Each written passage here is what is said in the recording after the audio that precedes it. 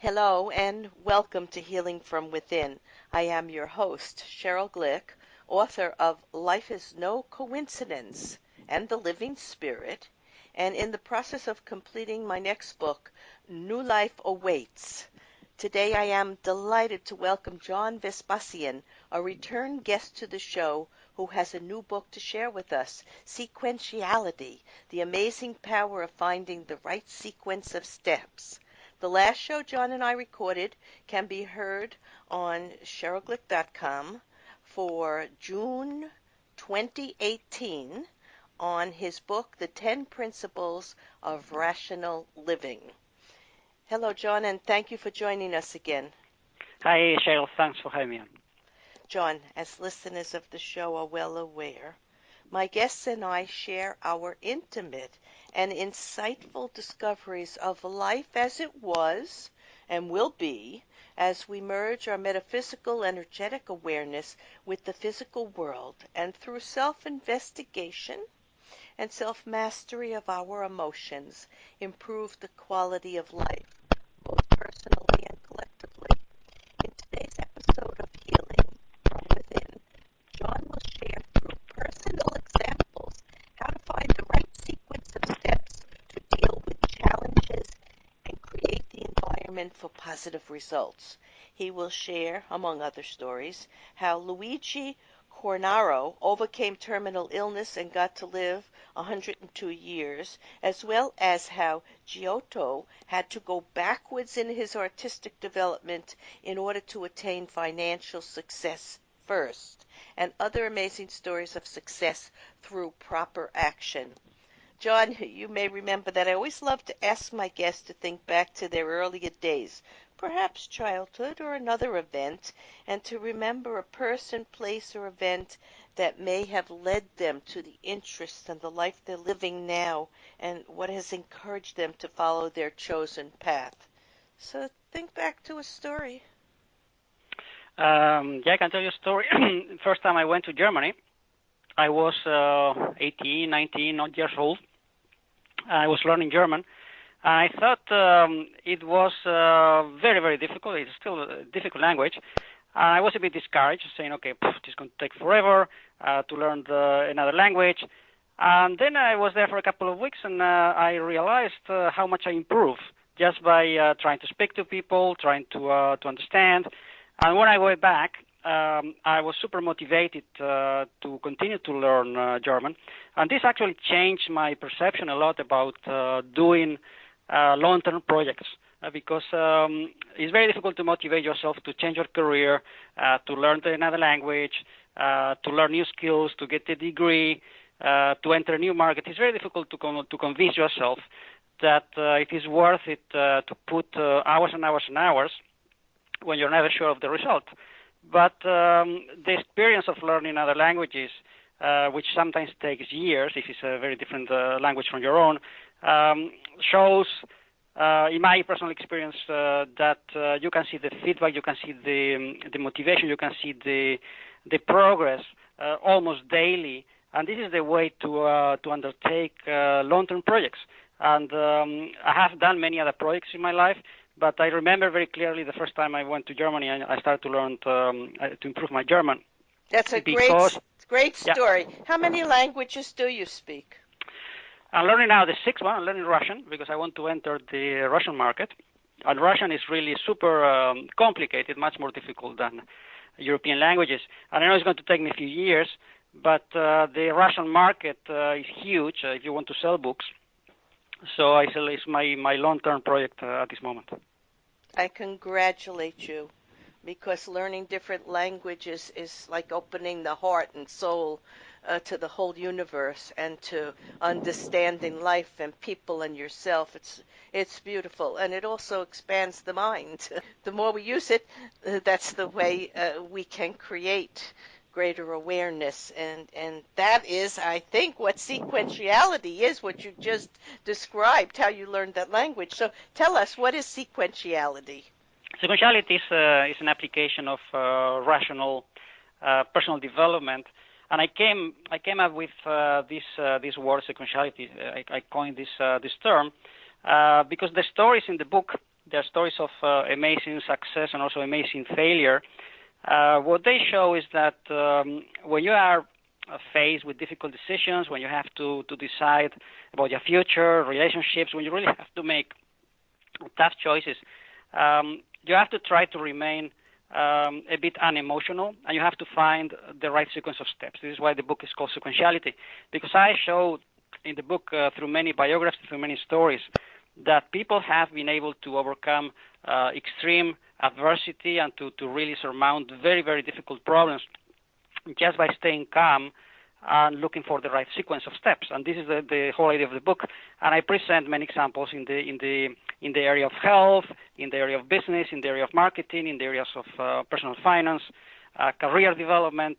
And I think the examples are very compelling because it goes a bit against the current overwhelming idea of positive thinking, because many of these people were not super positive, they're not super optimistic, but they were very practical, and they actually focus on the steps to follow. Yes, so we have to add to positive thinking practicality, a right motivation, right thought processes, right action, right? It's almost like the Buddhist thinking in a way. They have a whole four-step noble plan, and it brings it all together, and anything is possible, but we have to start somewhere with a process. But let's go on. Please tell us about two of the people you talked about. I mean, I have one I'm going to talk about that I liked a lot, but you talked about Luigi Cornaro and Cornaro was one of the persons, one of the biographies that actually gave me the idea for the book, because Cornaro lived, was the first person in history, I mean recorded history in the last 600 years, really documented history, first person who actually lived 102 years, and it's really proven. There are records. I mean, he wrote books, and the story is very, very interesting because when he was in his mid-30s, Cornaro was deadly sick. He had inflammation. He had headaches. He could not sleep. He could barely walk. He went to different physicians, and they told him that he was terminal, that there was no solution. He had to go home, to make his will, and to prepare to die. And Cornaro actually recovered through a process of trial and error, because he realized that nobody was going to help him.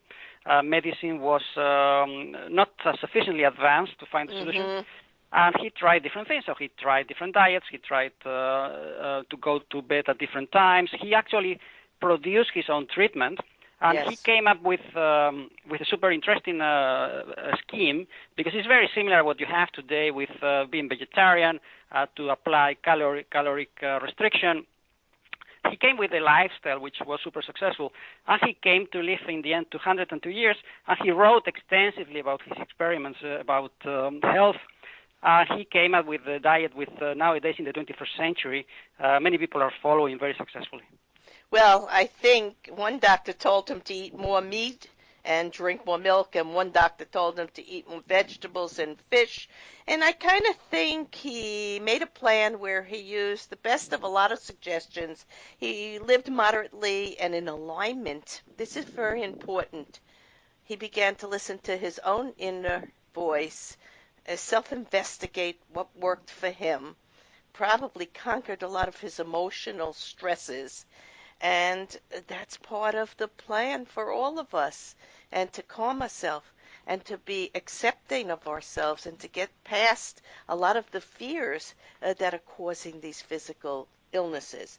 But I liked another story that you told. You told a story of a man named Mendel who had studied, I love this story actually, he studied to become a school teacher, but he failed the oral exams in 1850 and 1856. Now, you say that he had more than enough sufficient knowledge, but due to his shyness, he was virtually paralyzed during the oral examinations.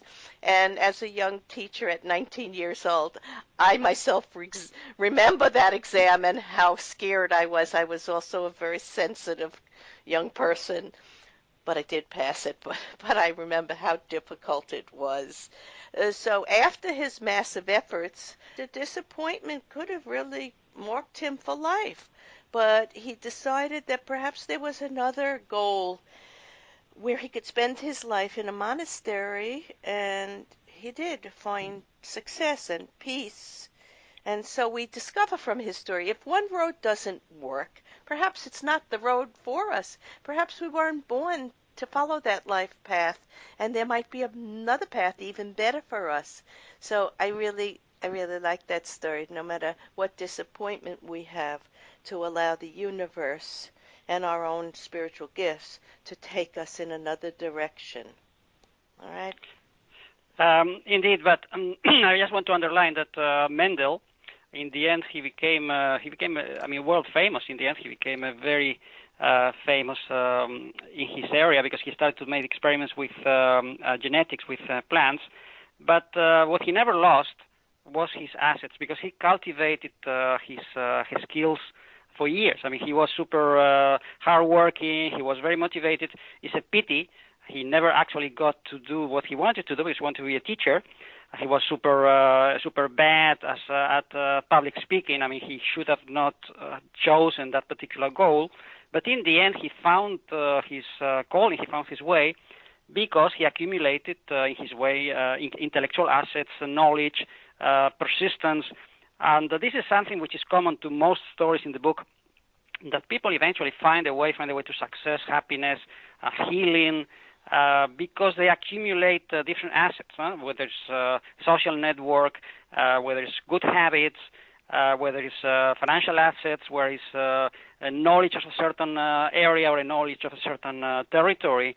If you accumulate assets, you increase your chances of success and happiness massively. Even if the assets look worthless to you today, if you find a way to exploit them, and this is something that I show in many stories in the book, if you find a way to exploit them, and sometimes it's not self-evident, it's very difficult sometimes to figure it out, but sometimes it takes years.